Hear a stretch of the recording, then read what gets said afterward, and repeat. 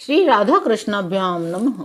भगवान श्री कृष्ण की कथाओं का आश्रय लेने वाले भक्तजनों, मैं संध्या रानी महात्मा वेद व्यास जी एवं गुरुजनों की आज्ञा से श्रीमद् भागवत महापुराण के दशम स्कंद के 9वें अध्याय को प्रारंभ करती हूँ। अध्याय 9, श्री कृष्ण का उखल से बांधा जाना। श्री सुखदेव जी कहते हैं, परीक्षित, एक समय की बात है, नंद रानी यशोदा जी ने घर की दासियों को तो दूसरे कामों में लगा दिया, स्वयं अपने लाला के मक्खन खिलाने के लिए दही मथने लगी।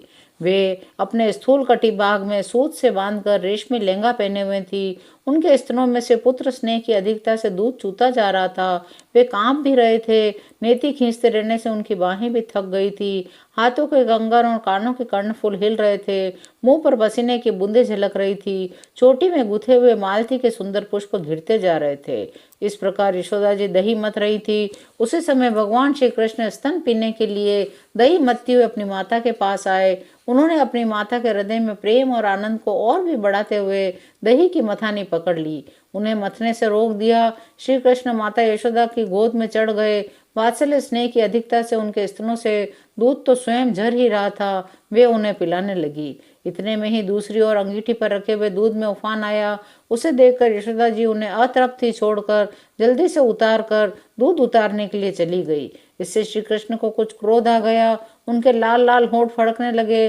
उन्हें दांतों से दबाकर श्री कृष्ण ने पास ही पड़े हुए लोड़ी से दही का मटका फोड़ डाला। बनावटी आंसू आंखों में भर लिए दूसरे घर में जाकर अकेले में बासी माखन खाने लगे। यशोदा जी ओटे हुए दूध को उतार कर फिर मथने के घर में चली आई। वहां देखती है कि दही का मटका तो टुकड़े टुकड़े हो गया है। वे समझ गई ये सब मेरे लाला की ही करतूत है। उन्हें वहां न देखकर यशोदा माता हंसने लगी। इधर उधर ढूंढने पर पता चला श्री कृष्ण एक उल्टे हुए ऊंखल पर खड़े हैं। छींके पर का माखन ले लेकर बंदरों को खूब लुटा रहे हैं। उन्हें यह भी डर है कि कहीं मेरी चोरी खुल न जाए, इसलिए चौकन्ने होकर चारों ओर ताकते भी जाते हैं। यशोदा रानी ने पीछे से जाकर उनके उनके पास पहुंची। जब फिर कृष्ण ने देखा मेरी माँ हाथ में छड़ी लिए मेरी ही ओर आ रही है, तो झट से ओखली पर से कूद पड़े और डरे हुए की भांति भागने लगे। बड़े बड़े योगी तपस्या के द्वारा अपने मन को अत्यंत सूक्ष्म और शुद्ध बनाकर भी जिनमें प्रवेश नहीं करा पाने की तो बात दूर रही, उन्हीं भगवान के पीछे पीछे उन्हें पकड़ने के लिए यशोदा जी दौड़ी। जब इस प्रकार माता यशोदा श्री कृष्ण के पीछे दौड़ने लगी, तब कुछ ही देर में बड़े बड़े एवं हिलते हुए नितंबों के कारण उनकी चाल धीमी पड़ गई। वे ज्यों ज्यों आगे बढ़ती, पीछे पीछे चोटी में गुथे हुए फूल गिरने लगते। इस प्रकार सुंदरी यशोदा ज्यों ज्यों करके उन्हें पकड़ सकी।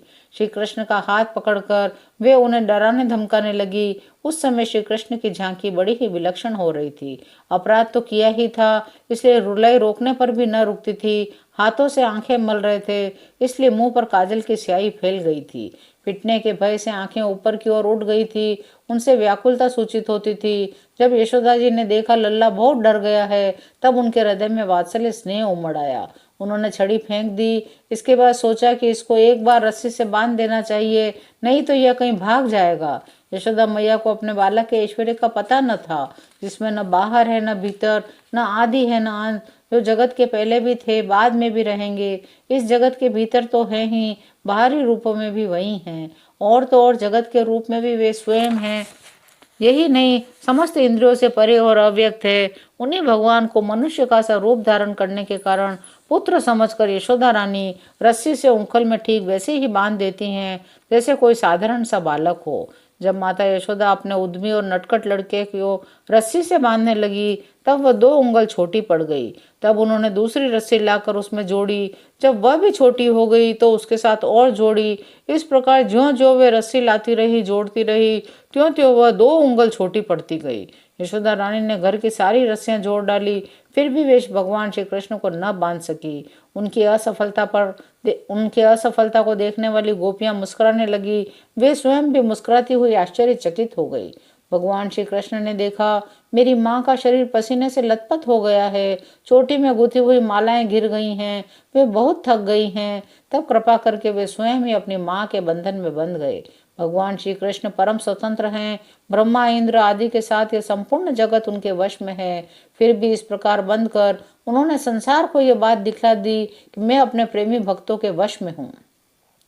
ग्वालिनी यशोदा ने मुक्तिदाता मुकुंद से जो कुछ अनिर्वचनीय कृपा प्रसाद प्राप्त किया, वह प्रसाद ब्रह्मापुत्र होने पर भी, शंकर आत्मा होने पर भी और वक्ष स्थल पर विराजमान लक्ष्मी अर्धांगिनी होने पर भी नहीं पा सके। यह गोपिका नंदन भगवान अनन्य प्रेमी भक्तों के लिए जितने सुलभ हैं, उतने देहाभिमानी कर्मकांडी एवं तपस्वियों को तथा अपने स्वरूप भूत ज्ञानियों के लिए भी नहीं है। इसके बाद नंद रानी यशोदा जी तो घर के काम धंधों में उलझ गई। ऊखल में बंधे हुए भगवान श्याम सुंदर ने उन दोनों अर्जुन वृक्षों को मुक्ति देने की सोची, जो पहले यक्षराज कुबेर के पुत्र थे। इनके नाम थे नल, कुबेर और मणिग्रीव। इनके पास धन, सौंदर्य और ऐश्वर्य की पूर्णता थी। इनका घमंड देखकर ही देवर्षि नारद जी ने इन्हें शाप दे दिया था और ये वृक्ष हो गए थे। 9वां अध्याय यहीं विराम लेता है। शेष अगले अंकों में। जय श्री कृष्ण।